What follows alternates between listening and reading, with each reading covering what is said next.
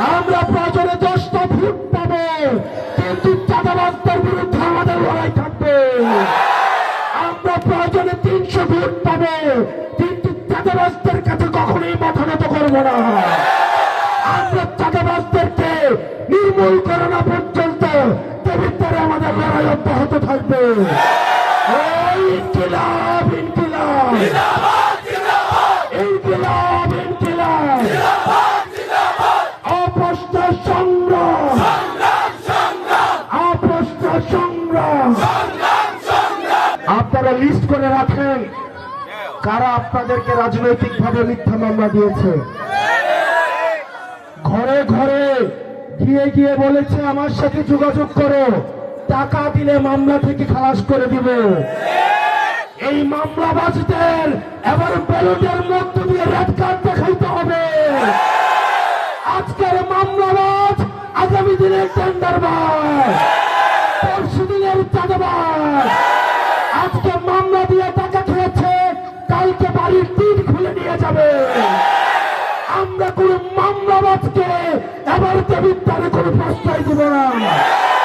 এই মামলাবাজ, চাঁদাবাজ, টেন্ডারবাজ, মাটি ঠাকুর, এই ব্যালটের মাধ্যমে তাদেরকে দেবিদ্বার থেকে জনগণ রেড কার্ড দেখিয়ে দিবে। লক্ষ কোটি টাকা দিয়ে কিনতে পারে নাই। গত 1.5 বছরে একটা হারাম টাকা স্পর্শ করে দেখি নাই। আপনার সন্তান কোন হাত দিয়ে একটা হারাম টাকা কোনোদিন ভক্ষণ করবে না।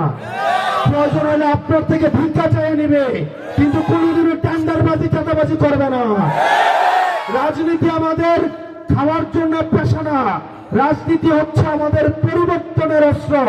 আমরা এটা দিয়ে ইতিবাচক পরিবর্তন করতে আসছি। আমরা কোন পারিবারিক ঠিকাদারি নিয়ে রাজনীতি করতে আসি নাই। রাজনীতি না করলে এমন না যে আমাদের আধিপত্য প্রশ্নবিদ্ধ হবে। রাজনীতি না করলে এমন না যে আমার এলাকা আমার কন্ট্রোল থেকে বের হয়ে যাবে। আমরা রাজনীতি করতে আসছি আপনার অধিকারের জন্য, খেটে খাওয়া মানুষের অধিকারের জন্য, যারা নেতা বানায় তাদের অধিকারের জন্য। আমরা রাজনীতি করতে আসছি যে মানুষ বিল্ডিং বানায় কিন্তু তার কোনোদিন বিল্ডিং হয় নাই, তার অধিকারের জন্য।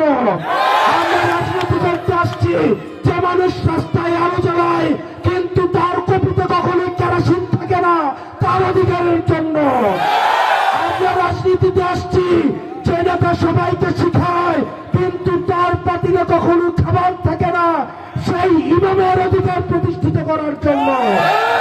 আমরা রাজনীতিতে আসছি যে শিক্ষক সবাইকে ভালো মানুষ হিসাবে শিখায়, ভালো মানুষ হতে শিখায়, কিন্তু মাস শেষে তার পকেটে চলার টাকা থাকে না, সেই শিক্ষকের অধিকারের জন্য।